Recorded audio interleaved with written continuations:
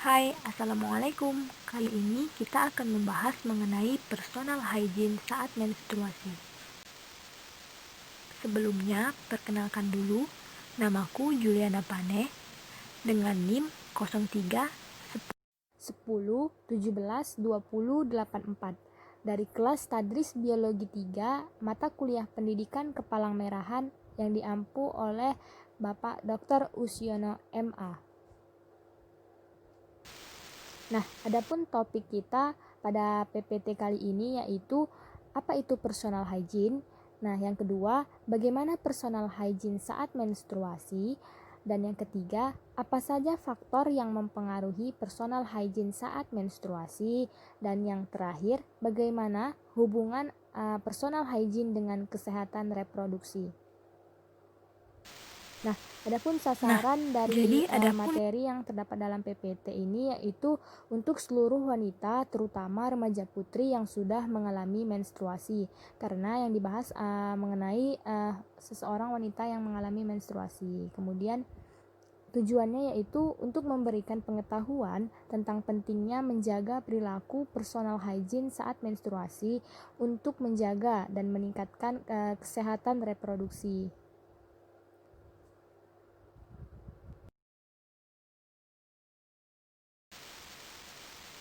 Oke, masuklah kita pada topik yang pertama yaitu pengertian dari personal hygiene. Nah, apa itu personal hygiene? Mungkin dari beberapa kita ataupun di antara kita baru kali ini mendengar dari kata personal hygiene. Sebenarnya apa itu personal hygiene? Nah, personal hygiene ini berasal dari kata Yunani yang artinya personal, memiliki makna perorangan, sedangkan hygiene artinya sehat. Sehingga dapat kita ketahui bahwa personal hygiene merupakan kebersihan seseorang dilihat dari sebuah tindakan untuk memelihara kebersihan serta kesehatannya.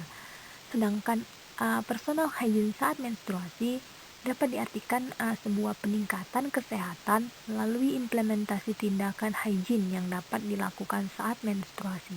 Sehingga apapun tindakan yang untuk meningkatkan sebuah kebersihan atau kesehatan saat menstruasi itu dapat dikatakan sebuah personal hygiene saat menstruasi.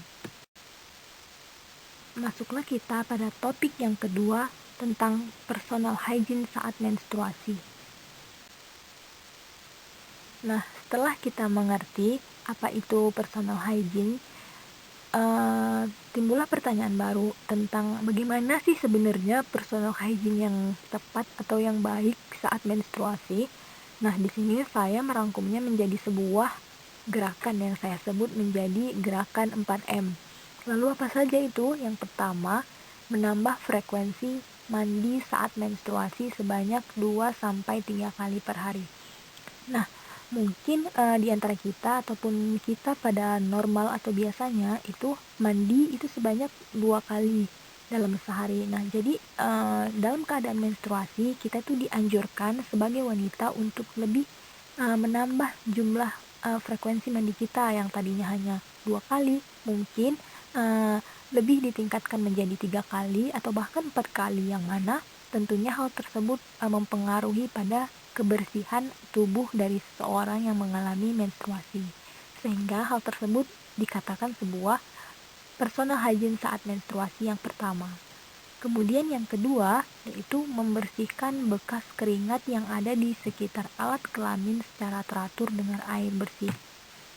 Nah, mungkin aktivitas kita saat mengalami menstruasi juga tetap berjalan lancar, dan adapun mungkin di antara kita yang banyak aktivitasnya yang menghasilkan beberapa keringat, bukan hanya di badan, tak juga banyak di sekitar daerah kewanitaan tersebut, sehingga kita sebagai wanita dianjurkan untuk rutin membersihkan daerah tersebut dengan menggunakan air bersih. Nah, sebenarnya juga kita tidak dianjurkan untuk menggunakan sabun-sabun yang kita tidak ketahui bagaimana komposisi serta pH-nya, sehingga yang dianjurkan yaitu kita itu lebih ke membersihkan alat kelamin tersebut dengan menggunakan air yang bersih. Kemudian yang ketiga yaitu mengganti celana dalam minimal 2 kali sehari untuk menjaga vagina. Nah, saat menstruasi mungkin di antara kita tingkat kemalasan seseorang itu menjadi meningkat, sehingga hal tersebut sebenarnya memiliki dampak yang sangat buruk. Sehingga di sini kita dianjurkan dalam bentuk personal hygiene saat menstruasi itu untuk mengganti celana dalam itu minimal 2 kali atau bahkan lebih dari 2 kali, karena kita ketahui bahwa hal tersebut memiliki dampak yang sangat buruk jika kita tidak ataupun kita tidak mengganti dari celana dalam tersebut. Nah, yang keempat yaitu tentang memakai pembalut tidak boleh lebih dari 6 jam dan diganti 4-5 kali atau setiap setelah mandi. Jadi penggunaan pembalut ini sebenarnya diperbolehkan, hanya saja pemakaian itu harus tepat. Dikatakan bahwa kita tidak boleh menggunakan pembalut itu lebih dari 6 jam. Karena hal tersebut dapat mempengaruhi kesehatan reproduksi kita dengan banyaknya misalnya mohon maaf darah pada pembalut tersebut yang dibiarkan itu dapat menyebabkan infeksi ataupun gangguan banyaknya bakteri ataupun jamur yang bisa mempengaruhi pada daerah kewanitaan. Kemudian sebaiknya itu diganti setiap setelah mandi. Tadi dikatakan bahwa kita itu minimal mandi 2-3 kali. Jadi setiap kita mandi itu kalau bisa penggunaan pembalut itu diganti sehingga daerah kewanitaan kita itu tetap dalam keadaan bersih dan tidak lembab oleh darah menstruasi tersebut.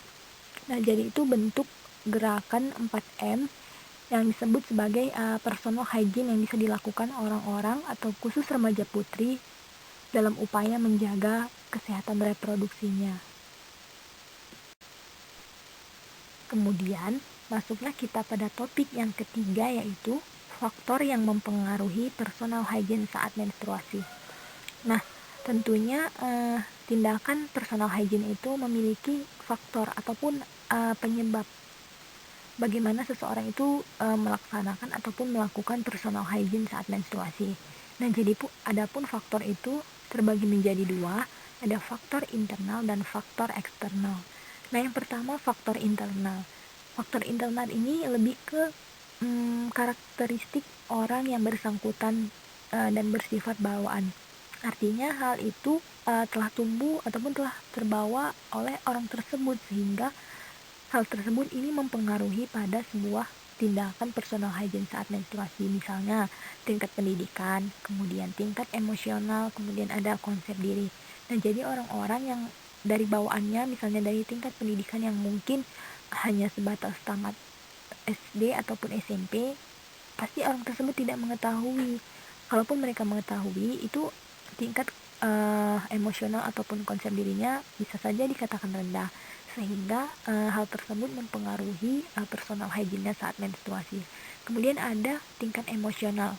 Mungkin di antara kita khususnya para remaja ini memiliki tingkat emosional yang masih dibilang rendah gitu. Artinya mereka belum mengetahui apa sih pentingnya dari personal hygiene itu ataupun apa sih pentingnya dari menjaga kesehatan reproduksi itu, sehingga mereka ataupun hal tersebut tentunya itu mempengaruhi tindakan dari personal hygiene saat menstruasi. Kemudian ada konsep diri.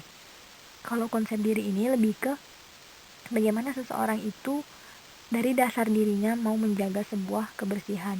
Kalau dasarnya orangnya misalnya pembersih, biasanya pasti akan melihat ataupun menjaga hal-hal yang dapat dilakukan saat menstruasi. Mungkin itu hanya faktor internalnya, kemudian ada faktor eksternalnya. Nah, sebenarnya faktor eksternal ini faktor yang paling dominan yang mewarnai perilaku seseorang untuk menjaga kesehatan organ reproduksinya.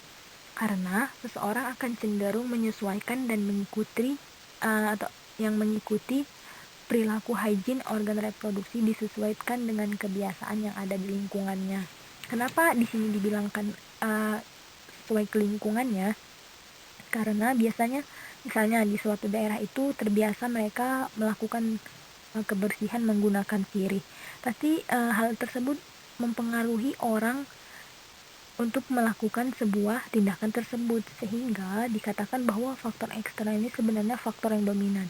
Kemudian misalnya di suatu daerah itu tingkat pengetahuannya itu rendah, ataupun tingkat untuk pengetahuan melaksanakan itu rendah, sehingga orang-orang yang melakukan tindakan personal hygiene itu rendah, sehingga peningkatan tentang personal hygiene sebenarnya baik untuk dilakukan ataupun dilaksanakan di tingkat lingkungan, ataupun dilakukan sebuah promosi kesehatan ataupun penyuluhan mengenai hal-hal misalnya personal hygiene ini, sehingga hal tersebut bisa membantu masyarakat ataupun orang-orang mengetahui tentang apa yang sebelumnya belum mereka ketahui.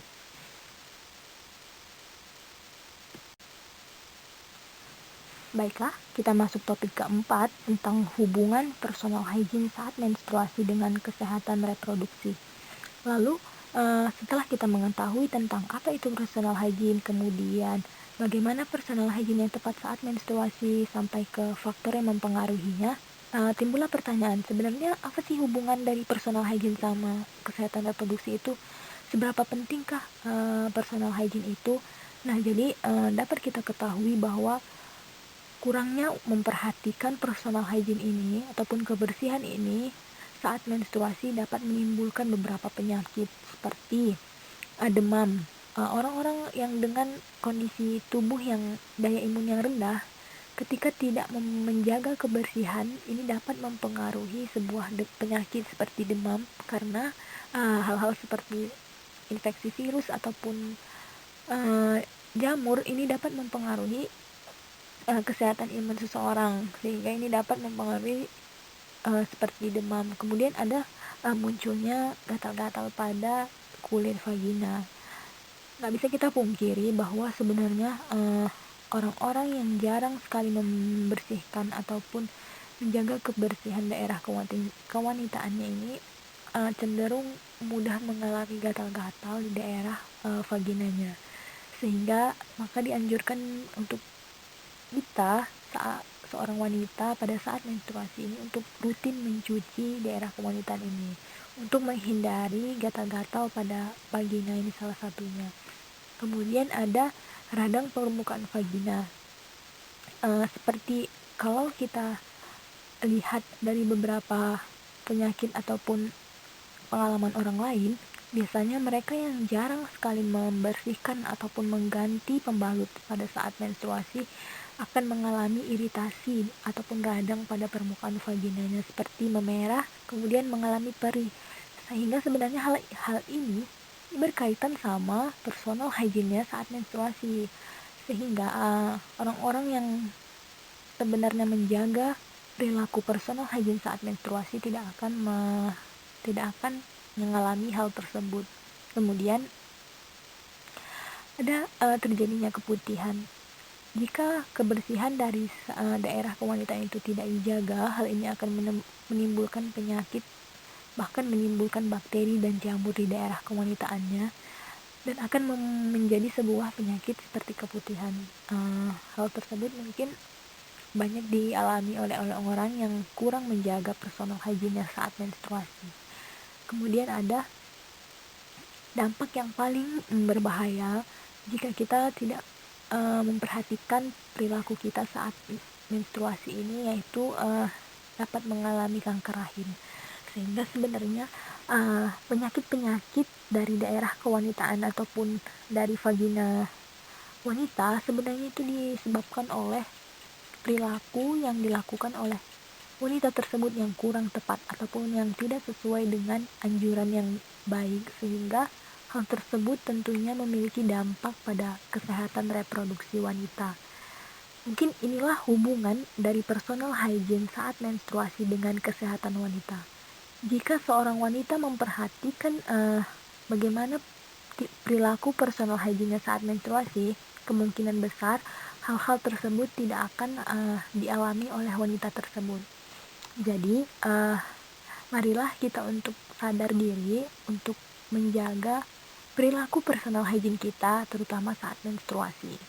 Sebenarnya tidak hanya pada menstruasi, pada biasa juga, namun lebih ditekankan yaitu pada saat menstruasi karena hal tersebut sangat besar dampaknya ataupun sangat besar untuk mempengaruhi sebuah kesehatan reproduksi seorang wanita.